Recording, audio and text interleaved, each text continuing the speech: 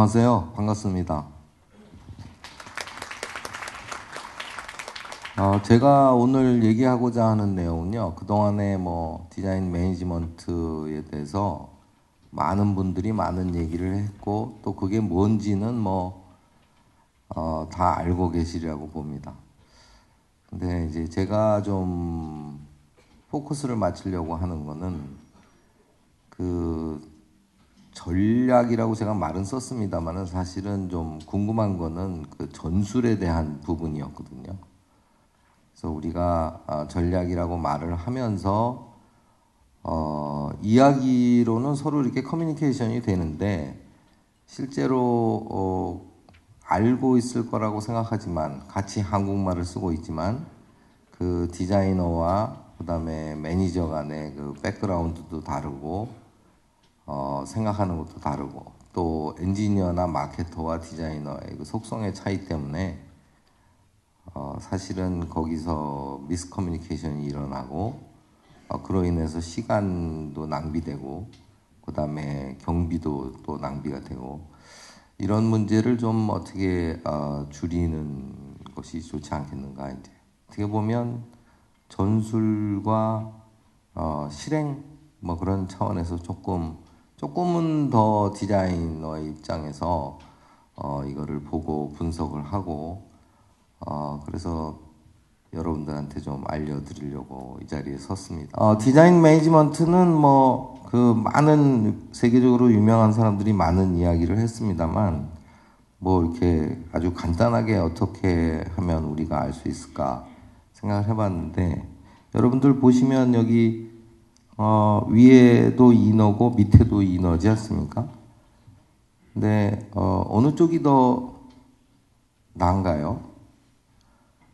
아마 이쪽이 좋다고 생각하는 분은 거의 없을 것 같습니다. 근데 사실 엄밀히 따져보면 이쪽이 훨씬 더 새롭지 않습니까? 새롭긴 한데 좀 징그럽죠? 왜 징그러운가? 너무 낯설기 때문에 그런 게 아닌가 그런 생각이 드는 거죠. 그래서 경영자들도 지금 전부 디자인 경영이 중요하다고 얘기를 하고 있고 필요하다고 얘기를 하고 있는데 그 사람들에서 관점에서 봤을 때는 아마 이게 디자인 매니지먼트가 아닌가 저는 그렇게 생각이 들고요. 디자이너의 입장에서 봤을 때는 디자인 매니지먼트가 이것이 돼야 되지 않나 그런 생각이 듭니다. 보통 디자이너 그러면은 이렇게 시간도 많고 굉장히 자유로운 영혼이고 또 사실은 그래야 창의적인 생각이 많이 떠오를 것 같아요. 여기 보시면 이렇게 좀 시간을 갖고 코드 좀 파면서 핸드폰을 갖다 대면 그 속이 투시되는 그런 거를 좀 만들어 보면 어떨까 이런 생각을 하는 게 디자이너라고 볼 수 있습니다. 근데 그들의 로직은 사실은 1 플러스 1이 3이 될 수도 있어야 된다는 또는 1 플러스 1이 여전히 1이 될 수도 있어야 된다는 그러나 이제 그게 수학적으로는 틀리지만 개념적으로는 이해가 되는 범위 내에서 로직을 갖고 있는 게 디자이너라고 생각을 합니다. 사람이 남과 여가 만나서 애가 하나 나오면 3이 될 수도 있고 4도 될 수도 있고 5도 될 수 있다. 이렇게 하면 아마 이해가 되실 것 같습니다. 그러면 매니저는 어떤 사람인가? 여기 매니저 특정인을 세우기 곤란해서 리차드 기어를 여기 썼습니다만 여기 이제 굴삭기를 판매하는 그 매니저의 생각은 항상 이윤 추구일 겁니다. 몇 대를 팔아서 한 대당 얼마씩 남겨서 프로핏을 최대로 남긴다. 그래서 이 사람들의 계산은 틀림없이 1 플러스 1은 2이래야 되는 거고 3이나 1이 돼서는 큰일 나는 거죠. 자, 그래서 이제 디자인 매니지먼트는 뭐냐? 디자인과 매니지먼트의 만남인데 그것만은 틀림없는데 앞서 보여드렸던 어느 것이 중심이냐라고 봤을 때 디자인 중심이 되는 핵심 전략이라고 말씀드릴 수가 있을 것 같습니다. 근데 그거는 왜 합해져야 되는가? 여기 새로운 가치를 창조하기 위해서 그런 겁니다.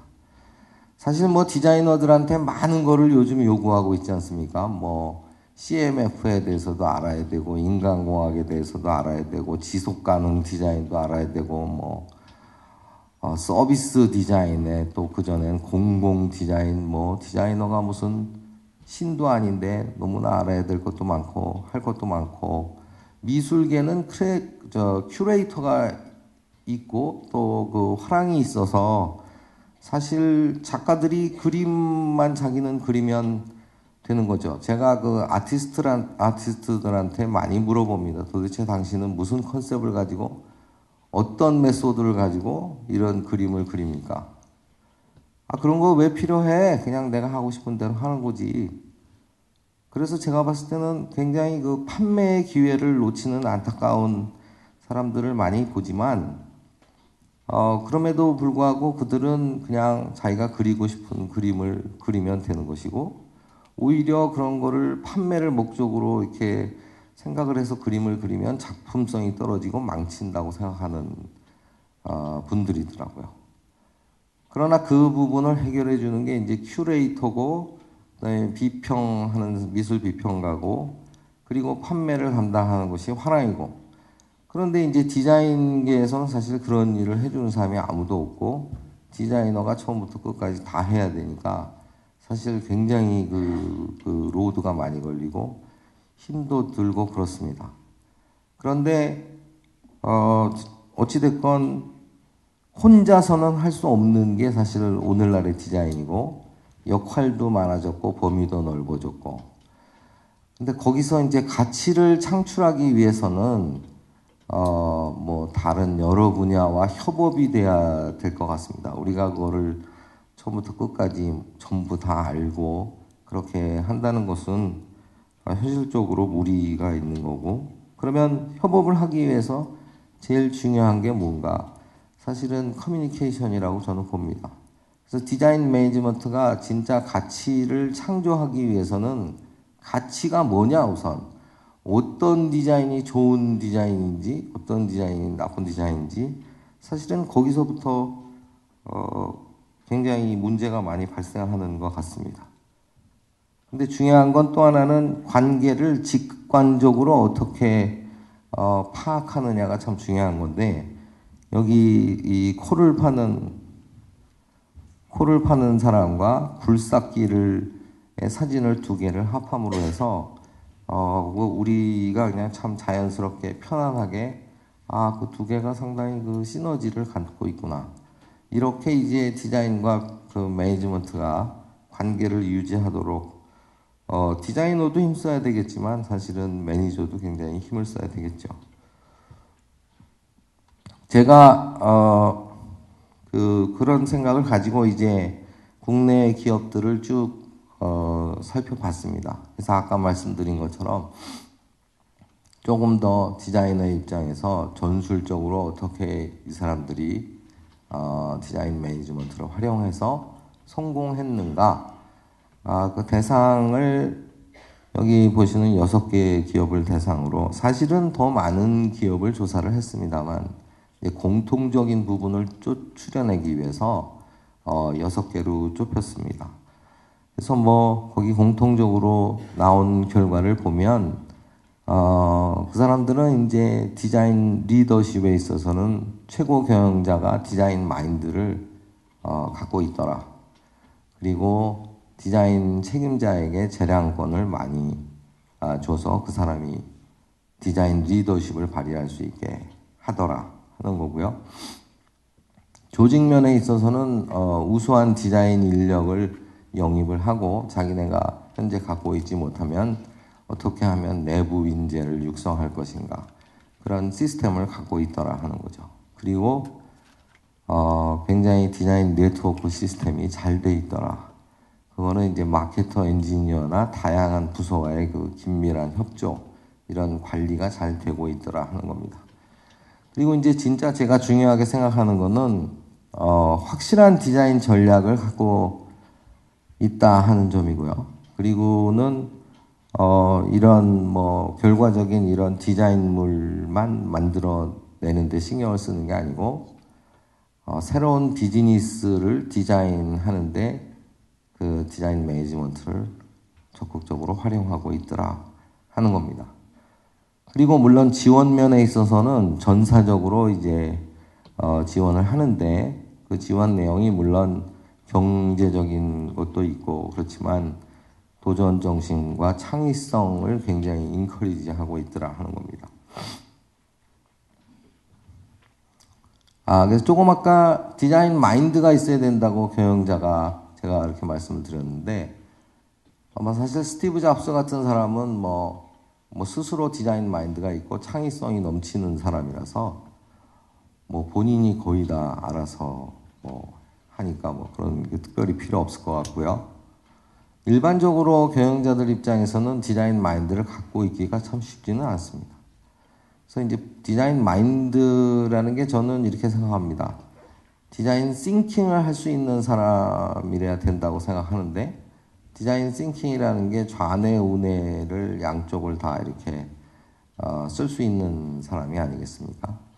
일반적으로 우리가 뭐 이론을 연구하고 이성을 담당하는 게 좌뇌 쪽이라면 디자인, 감성 이쪽을 담당하는 게 우뇌인데 사실은 우리가 일본 사람이나 중국 사람과 커뮤니케이션 하는데 제일 어려움을 겪는 게 언어가 달라서 그런데 디자인 언어를 그 사람들이 조금이라도 이해를 한다면 훨씬 커뮤니케이션이 잘 될 수 있고 또 창의적인 결과를 어떻게 가져올 수 있는지를 이해를 한다면 훨씬 더 그 사람과 대화가 잘 될 수 있고 또 기업 내에서 추진력을 가질 수 있을 것 같습니다.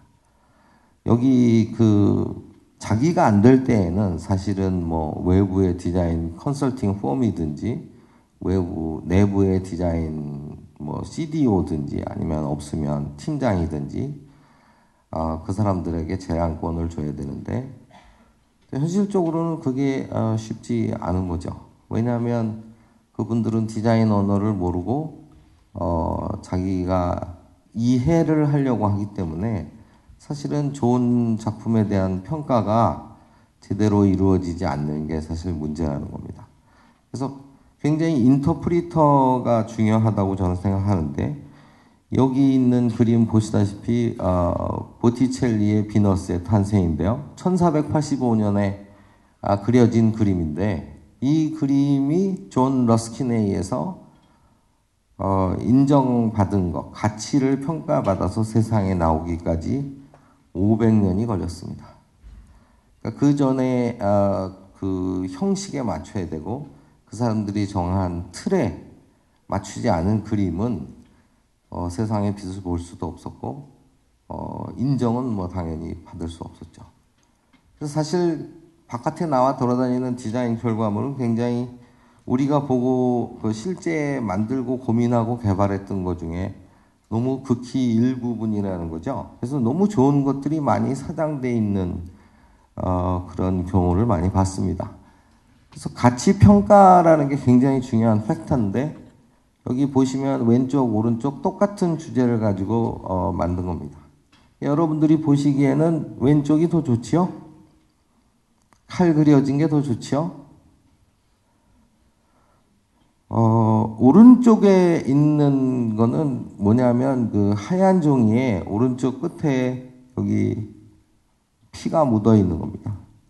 이게 커팅 엣지 애드버타이징에 관련된 포스터인데 두 개가 사실은 똑같은 주제를 가지고 만들었는데 여기서는 칼을 구체적으로 그리고 글씨를 통해서 커팅 엣지 애드버타이징 쉽게 알아볼 수 있고 해서 우리나라는 거의 95% 아마 99% 이쪽을 경영자들이 채택을 할 겁니다. 근데 제가 말씀드리는 거는 이쪽이 가치가 있다는 거를 알기가 어려운데 사실은 굉장히 우리가 생각해보고 고민해봐야 될 문제가 아닌가 그런 생각이 듭니다. 왜냐하면 이거는 너무 직접적으로 표현을 하는 거고 이거는 메타포를 썼고 경제적으로도 잉크 값도 굉장히 안 들지 않았습니까? 돈도 절약되고 그런데 사실은 우리나라는 디자인을 제조업 베이스의 개념으로 자꾸 생각해서 원가가 얼마 들었나 그 창의적인 아이디어에 대해서는 뭐 계산을 하지 않기 때문에 참 어려움이 많습니다. 디자인 리더십이 뭔가 뭐 여러분들 다 알고 계시겠으니까 간단히 말씀드리면 사람들에 대한 리더십을 얘기하는 거고 여기는 이제 미래지향적인 그런 개념이고요. 그 일반적인 경영자의 매니지먼트는 그런 재정적인 기술적인 뭐 그래서 조절과 조작이 필요한 결과가 예측되는 그런 쪽에 관심을 갖고 있습니다. 그래서 사실은 굉장히 상반되는데 결국은 그 디자인 리더십은 혁신을 통해서 집단의 이익을 추구하는 것이고 매니지먼트는 금전적 수익을 가져오는 거고 그래서 상반되는데 이 두 가지가 절묘하게 만나기가 사실은 쉽지가 않은 겁니다. 뭐 이러지? 매니저하고 디자이너의 차이도 보면 추구점, 초점, 교육, 사고방식, 문화 이런 데서 다 다른데요. 사고방식 같은 경우는 경영자는 순차적, 수직적, 분석적이고 디자이너는 전체적, 수평적, 해결한, 지향적이라는 점에서 굉장히 다릅니다. 여기서 좀 제가 말씀드리고자 하는 거는 사실은 경영자나 디자이너나 고객 만족을 추구합니다. 근데 저는 여기서 처음에 여기 보낸 자료에는 고객 만족이라고 썼다가 여기 고객 경험 만족이라고 좀 다시 고쳤는데요. 말은 고객 만족이라고 같이 얘기를 합니다만 내용적으로는 디자이너가 생각하는 것은 고객 경험 만족이고 경영자가 생각하는 고객 만족은 좀 다른 관점인 것 같습니다. 자, 이걸 보시면 고객 만족을 추구하는 두 가지 뭐 내용은 똑같습니다만 머리를 자른다는 점에서는 똑같은 개념인데요. 여기 왼쪽에 이발소고 오른쪽에 미장원입니다. 언제부턴가 이발소가 없어지기 시작해서 뭐 지금은 발견할 수가 없습니다. 그래서 미장원에 가서 여성들과 같이 이렇게 앉아서 머리를 자르기가 뻘쭘해서 저도 머리를 기르기 시작을 했어요. 그래서 머리를 길러 보니까 새로운 경험을 하게 되더라고요. 그러니까 일단 머리 감는데 옛날보다 오래 걸리고 샴푸가 많이 들고 머리 말리는데도 시간이 걸리고 머리를 묶기 시작하니까 학생들이 머리끈을 사다 주더라고요. 머리끈이 이렇게 종류가 다양하구나. 그러면서 이제 좀 여성에 대한 이해도 좀 생기고 왜 준비하는데 시간이 오래 걸리는지 그래서 좀 저 짜증 안 내고 기다리게 되고 그래서 하여간 새로운 고객 경험 관점에서 제가 생각을 하는 게 이런 거구나. 그래서 많이 느끼는 바가 있었습니다. 근데 제가 말씀드리고자 하는 거는 이발소는 그럼 왜 망했을까? 그래서 뭐 이런 모양으로 됐을까? 그리고 한 블락 건너서 미장원은 나날이 번창하고 있을까? 관찰해 보니까 사실은 별 차이가 없더라고요. 머리를 커팅해주고 고객을 맞이하는 차원에서는 똑같은 액티비티인데 이쪽에서는 고객 만족을 자기가 기술자라는 차원에서 접근을 하고 있습니다. 자, 이렇게 머리를 잘라주세요. 그러면 그 아저씨가 내가 30년 됐는데 그렇게 자르면 안 돼요. 가위질은 내가 대한민국에서 1등이니까 나한테 맡겨. 그래서 정성을 가지고 머리를 잘 잘라줍니다. 근데 결과는 제가 원하는 스타일이 아니죠. 그 아저씨가 보기에 자기가 좋다고 생각하는 거를 저한테 이입을 시키는 겁니다. 근데 미장원에 가면 어떻습니까? 자기가 잘라달라는 대로 가능한 한 맞춰서 잘라주려고 노력을 하고 있습니다. 그래서 그게 설사 조금 남들이 이상하다고 얘기할지라도 결국은 고객의 입장에서는 만족스러운 겁니다.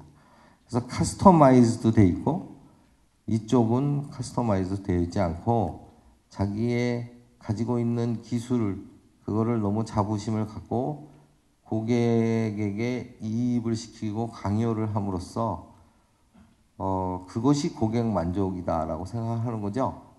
그래서 디자인하는 사람들도 조금 그런 적이 없었나 하는 생각을 해볼 필요가 있을 것 같습니다. 오늘날 디자인은 과거에 그냥 뭐 프로세스의 맨 끝에 있어서 이렇게 뭐 개념이나 방향이나 전략은 다른 높은 분들이 정하고 너네들은 내가 귀찮으니 뭐 좀 이렇게 만들어라 하면 그 프로세스의 맨 마지막에 사실은 위치하고 있었습니다.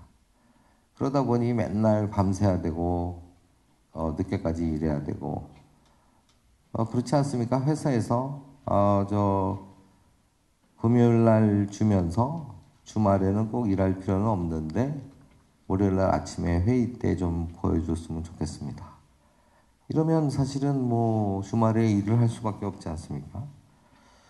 그래서 이 프로세스의 끝에 있는 그런 것이 돼서는 회사가 혁신을 추구하는데 문제가 있다. 그렇게 보는 거죠. 그래서 옛날 이 덴마크 디자인 센터에서 발표한 내용인데요. 1단계는 디자인이 없는 단계고 2단계는 스타일링의 단계. 옛날에 이제 스타일링의 단계라고 인식을 했었죠. 그리고 3단계는 프로세스의 단계인데 아마 지금 우리나라에서 진행되고 있는 게 프로세스의 단계인 것 같습니다. 그리고 이제 4단계가 혁신의 단계인데 디자인을 혁신으로 보고 전체 전략, 경영 활동을 주도하게 하는 그런 역할을 디자인이 담당을 해야 된다 하는 것이 지금 4단계고 디자인 매니지먼트가 여기에 위치해서 영업, 마케팅, 기획, 제품기획, 광고기획, 매장기획 그리고 연구소까지의 원활한 흐름의 중심에 서야 된다 하는 겁니다. 자, 그래서 계속 말씀드리는 디자인 전략은 뭔가 그거를 뭐 개념적인 차원보다는 조금 더 전술적인 차원에서 이렇게 봤더니 여기 기아는 물론 뭐 피터 슈라이어를 CDO로 영입한 것도 굉장히 중요한 팩트고 그다음에 디자인을 통해서 차별화된 전략을 하겠다라는 방침도 굉장히 중요한 팩트지만 실질적으로 이 사람들은 어떤 거를 가지고 했느냐? The simplicity of the straight line. 심플하면서도 아름다운 라인을 가지고 전체 패밀리 룩을 만들겠다. 그런 것이 이제 기아의 전략이었고요. 그다음에 뭐 소니는 뭐 옛날부터 벌써 61년부터 블랙과 실버를 가지고 자기네 그 높은 기술력을 그 디자인 기조로 삼아서 소니 스타일을 만들어 가고 있었죠. 그런데 이제 또 하나 중요한 거는 새로운 비즈니스 영역으로 소니가 변신을 추구했다는 거죠. 그래서 종합 엔터테인먼트 회사로 변신. 물론 뭐 지금은 삼성보다도 매출이 많이 떨어져서 굉장히 뭐 일본 전체가 고생을 하고 있습니다만 제가 보기에는 굉장히 저력이 있는 회사라고 생각이 듭니다. 그리고 이제 삼성도 그래서 사실은 이 소니의 그런 흐름을 많이 따라간 거를 알 수가 있는데 삼성 스타일을 만들어 가지고 오리지널리티를 중요하게 얘기하고 궁극적으로는 아이코닉 디자인을 추구하겠다. 삼성에서 얘기하는 아이코닉 디자인 다음엔 무엇이 나올까 하는 것을 기다려지는 내가 갖고 싶어하는 이런 디자인을 하겠다는 것이 삼성의 방향입니다. 그 외에도 뭐 디자인 드리븐 전략, 디자인을 결정하고 기술을 접목하는 이런 거를 과감히 채택한 거라든지 그다음에 글로벌 디자인 전략을 했다는 것이 굉장히 주요한 성공 요인이었고요.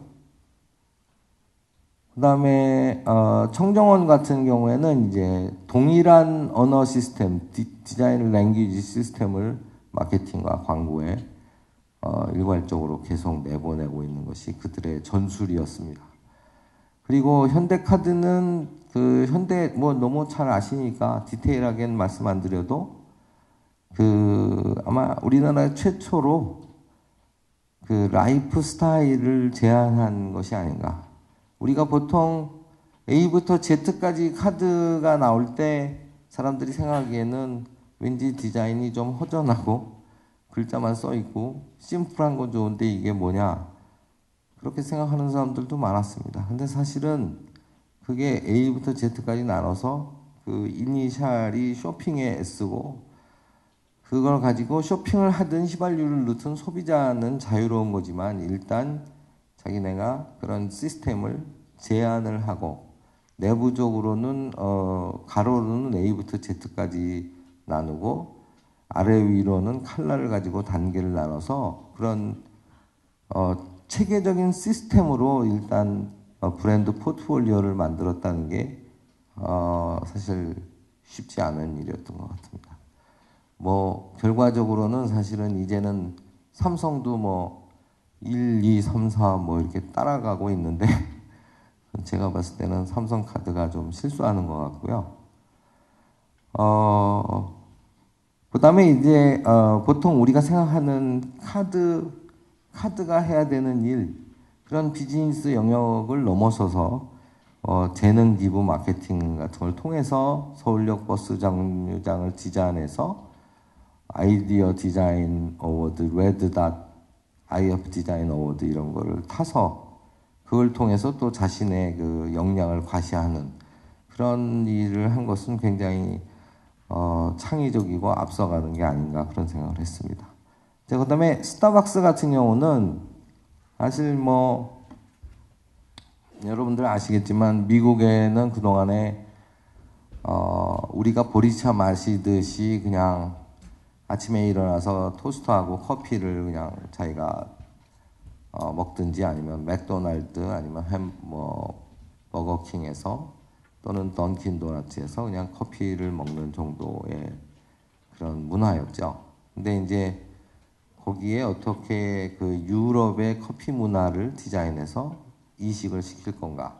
그거를 위해서 한 뭐 10여 년간 비밀 팀을 만들어서 굉장히 종합적으로 디자인을 하고 그리고 새로운 커피 문화의 경험을 디자인해보자 하는 의미에서 사실은 스타벅스는 굉장히 성공적인 사례라고 말씀을 드릴 수 있습니다.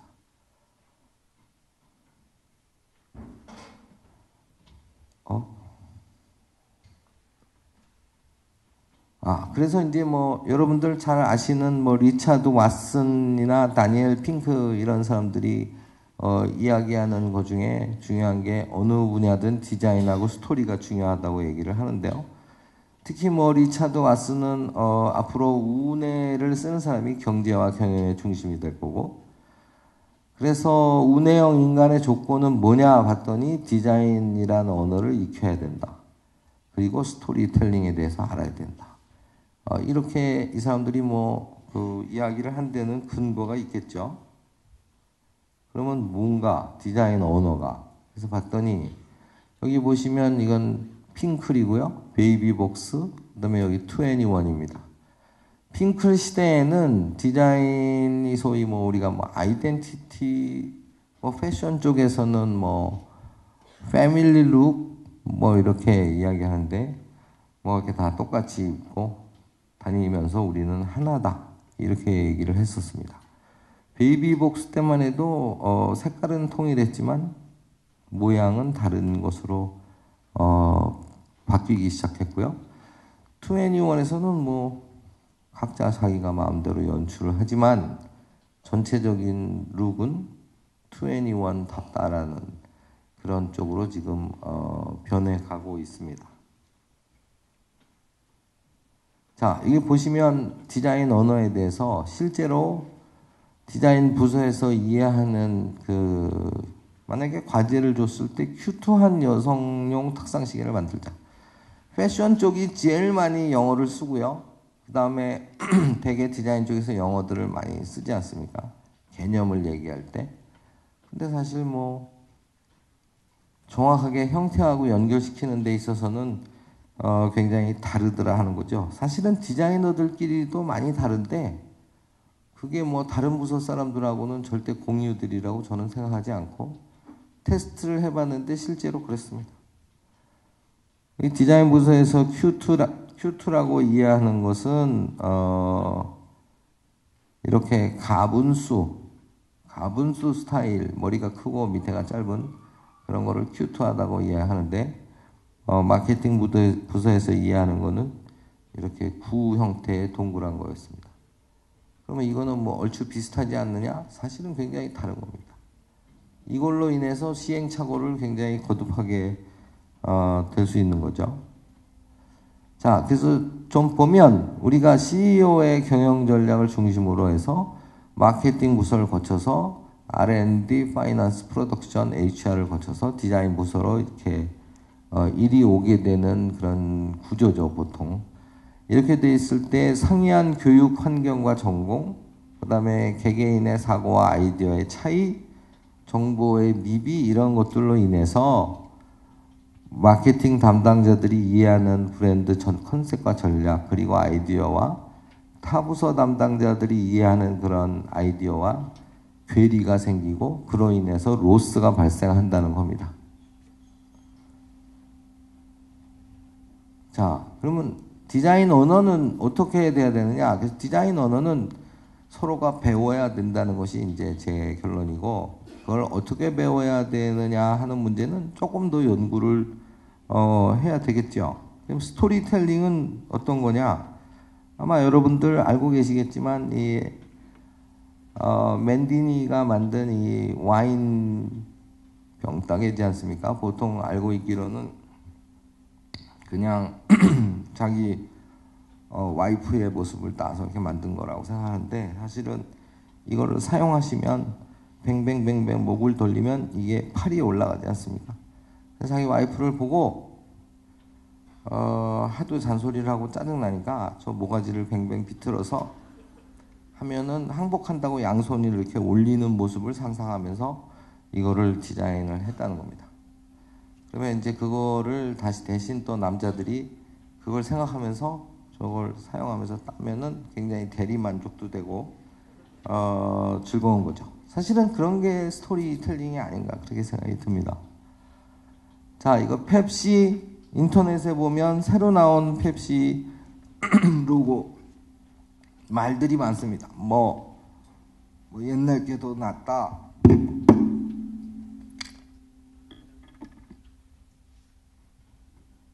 뭐 이상하다 그런 얘기들을 많이 하는데요.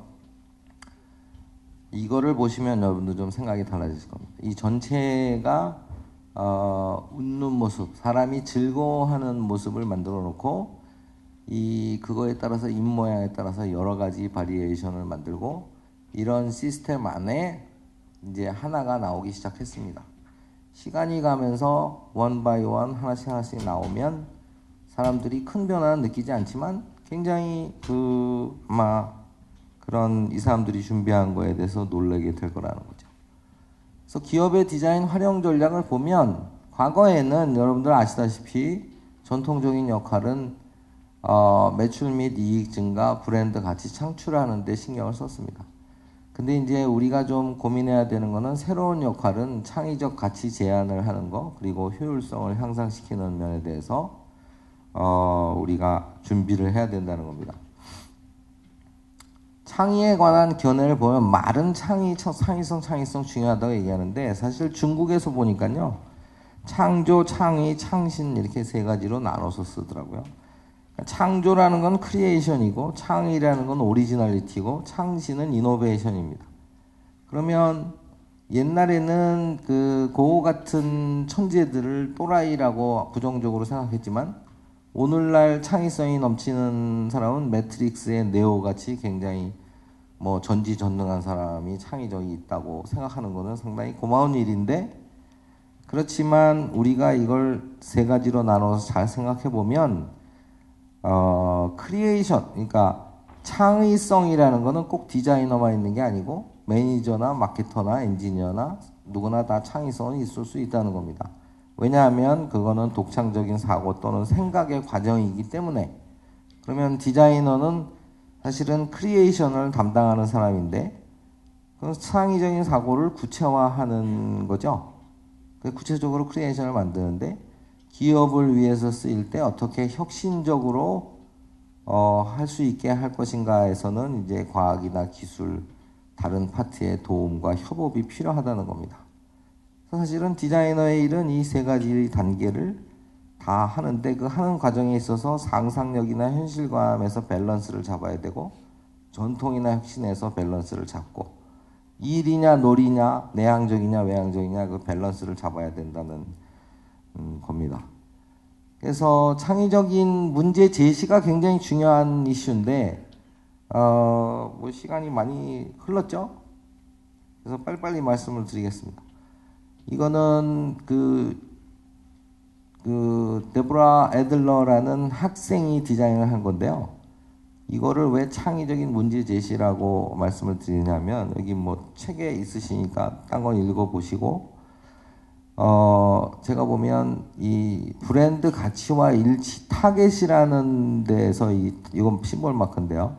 타겟이라는 데서 만든 건데 여기서 추구하는 브랜드 가치가 뛰어난 가치, 지속적 혁신, 탁월한 고객 경험 이거를 추구하는 회사에 자기가 가져가서 먼저 보여줬다는 겁니다. 그래서 이거는 먼저 이 데보라가 만들었던 아니고 회사 장시간의 지속적인 노력을 통해서 이러한 결과물을 만들어내서 전년 대비 14% 상승하는 그런 그 결과물을 냈고 이 사람들이 신경을 쓴 건 특히 어떻게 간단히 약의 오남용을 방지할 것인가 자기 할머니를 관찰해서 할아버지 할머니가 막 약을 뒤섞어 먹는 걸 보고 이 칼라링을 가지고 구별을 할 수 있었고 노인을 위해서 이 돋보기를 여기 집어넣어서 크게 보이게 할 수 있는 그런 거를 했다는 데가 굉장히 중요한 것이었고요.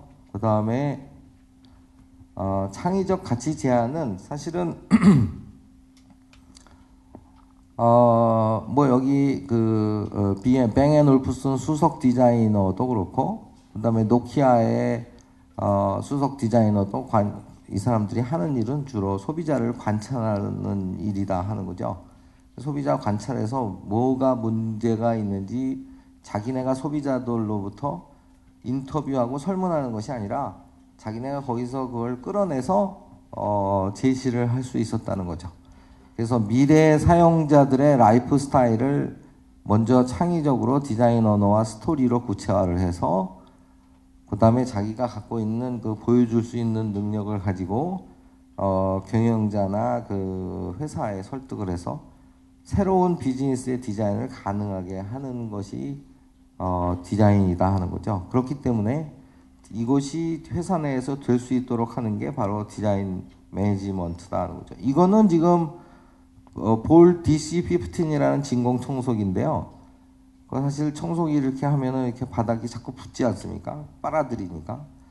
그래서 거기 그냥 농구공만한 볼을 여기 대치시켜서 그렇게 누르면 지렛대처럼 아주 편하게 쓸 수 있게 100년간의 진공기 스테레오 타입을 바꿨다고 해서 이거는 집어넣어 봤습니다. 그리고 효율성 향상은 뭐 대표적으로 이걸 하나 넣었는데요.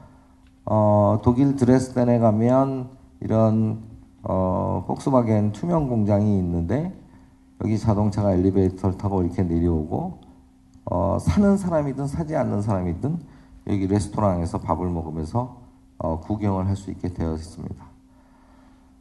근데 여기서 좀 제가 놀란 거는 뭐냐면 이런 공장 하나를 세우고 끝내는 게 아니라 이 환경 오염이 절대 일어나지 않도록 그 드레스덴 시와 약속을 하고 그것을 지금까지 지키고 있다는 것이고요. 새가 날아가다가 투명하니까 부닥치지 않게 새가 피해가도록 전자파를 계속 발신하고 있다는 이러한 자기네들이 엔진을 조립하는 과정이나 일하는 프로세스를 고객들한테 자신 있게 보여줌으로 해서 일하는 사람도 해피하고 왔던 사람들도 아주 포지티브한 이미지를 갖고 돌아가게 만들었다는 거죠. 그래서 이제 앞에까지가 사실은 제 논문의 내용이고 여기는 제가 조금 추가로 생각하는 걸 간단히 말씀드리면요. 기업에 그렇게 하면 기업이 성공할 수 있는가 따져봤더니 그것만 갖고는 안 될 것 같고요. 지금은 사랑받는 기업이 돼야지 되지 않느냐. 왜냐하면 지난 30년간 보면 100대 기업에 들어있던 기업 중에 엄청난 많은 기업들이 사라져 버렸고 또 앞으로 30년 뒤에는 어떻게 바뀔지 모르겠습니다.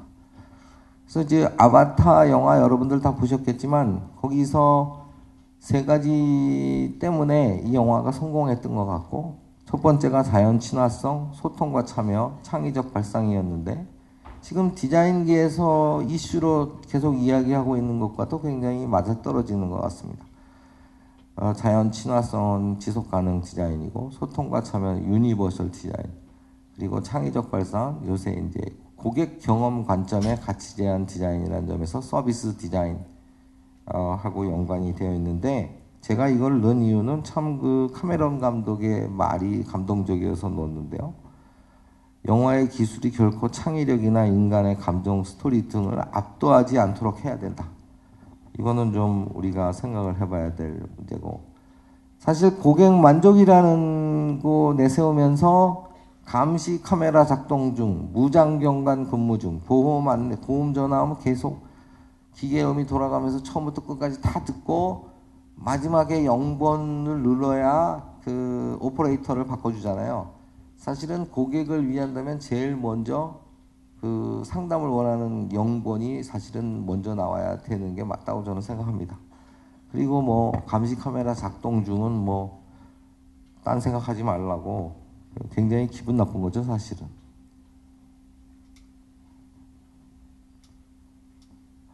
자, 그래서 지금 30년 전에 사실은 제가 여기 진흥원에, 여기 이화동 로타리에 있을 때입니다만, 더글라스 켈리라는 사람이 와서 이 캐시머신 디자인에 대해서 이야기할 때, 그때만 해도 제가 무식해서 이 디자인이라고 하면 그냥 이 캐시머신이 어떻게 생겼나, 그거에만 포커스를 맞췄습니다. 이 사람은 30년 전에 이야기하면서 잘라팅했던 게 오늘날의 서비스 디자인. 왜 고객들은, 은행원들이 다 자기가 퇴근하고 가면 돈을 찾을 수 없고, 근무 시간에 가면 저 표를 뽑아서 굉장히 오래 기다려야 되고, 점심시간에 가면 지네들도 밥 먹으러 가고, 왜 우리가 그 사람들한테 맞춰서 우리 돈을 맡겨놨는데 불편을 겪어야 되는가. 그래서 고객이 편안하게 언제 어디서나 돈을 찾을 수 있는 시스템을 자기가 디자인을 했다, 이런 거를 얘기하는 거였는데, 저는 그 사람이 이제 디자인을 했다는 얘기 때문에 계속 이게 뭐 이렇게 투박하고 뭐 멋있게 디자인한 것 같지도 않은데 뭘 쓸데없는 저런 소리를 했느냐. 그게 정확하게 30년 전이었습니다. 근데 사실은 이거를 디자인했다는 거죠. 그래서 오늘날 우리들은 이제 다 알고 있습니다만 굉장히 그런 게 중요한 것 같고요. 삼성에서 얘기하는 소위 아이코닉 디자인은 뭔가, 이게 되려면 어떻게 돼야 되겠는가 생각을 해봤더니, 삼성은 아직도 자기네 거 광고하는데 더욱 커지고 빠르고 가벼워졌습니다, 이렇게 선전을 하고 있습니다. 그거에 비해서 아이패드는 이것이 없다는 것은 이러한 경험을 놓치는 것, 이렇게 접근을 하고 있기 때문에 사실은 좀 접근의 방법을 다시 생각해 봐야 되지 않을까, 그런 생각을 해보고요. 자, 이제 거의 끝이 돼 가고 있는데, 브랜드 정체성이 굉장히 중요하다고 또 생각합니다. 그래서 50년대에서부터 2000년대까지의 변화를 보여드리고, 그다음에 미래는 어떻게 될 건가? 종교나 스포츠팀 같은 자신만의 정체성을 가진 브랜드를 가진 그런 회사만이 살아남을 것 같고요. 이게 잘 살펴봤더니 몇천 년을 내려온 불교, 캐톨릭, 기독교 다 공통점이 있지 않습니까? 그 안에서 어떤 세리머니가 일어나고, 옷을 멋있게 입고, 어마어마한 분위기고, 촛불이나 향이나 그런 냄새가 있고, 노래도 시키고, 뭐 이런 총체적으로 이렇게 몰입을 하게 우리의 오감을 활용해서 신앙의식을 끌어오는 것이 굉장히 여태까지 내려오는 비결이 아니었나, 이런 걸 생각해 보면 기업도 그런 총체적인 종교 같은 그런 작전을 써야 되지 않는가 하는 생각이 들고요. 이제 마지막으로 조금 거기 책에 있는 거는 막 섞어 썼더니 어렵다고 그래서 1, 2, 3 그렇게 나눴습니다. 그래서 기업 성공을 위해서 디자인 매니지먼트를 전략으로 과제화를 해야 된다는 거고요. 그 전략으로 과제화하는 이유는 뭐냐면 프로세스가 녹아 들어가야 되는 것도 있지만 디자이너뿐만 아니라 다른 전공을 한 사람들이 디자인 리더십이 뭔지 또 가치가 무엇인지 그거를 서로 공유할 수 있도록 만들어야 된다는 거고, 두 번째로는 이제 고객 공급자 중심의 사고를 가지고 이렇게 하면 안 되고 고객 경험 관점에서 접근해서 디자인 언어와 스토리텔링을 활용해서 새로운 비즈니스 디자인을 이제는 할 수 있어야 된다는 겁니다. 그래서 그 창의적 가치 제안을 해보자 하는 거고요. 그리고 세 번째는 그 디자인 전략이 아무리 훌륭하더라도 기업의 전략이나 경영 이념하고 맞지 않으면은 브랜드 정체성을 갖기 어렵고, 그 브랜드 정체성을 그렇게 확립해야 사람들이 애정을 가지고 스스로 홍보할 수 있도록 이렇게 관리를 해야 된다는 겁니다. 그 아이패드가 여기 우리나라에 들어와서 이거를 사세요 그러고 돌아다니는 사람을 본 적이 없습니다. 그런데 자동차 그 파는 세일즈맨이나 보험 아주머니들이 자기네가 가져와서 그거를 활용해서 자기네 상품을 세일즈 하더라고요. 그걸 보고 저도 저거를 나는 이렇게 쓰면 되겠구나.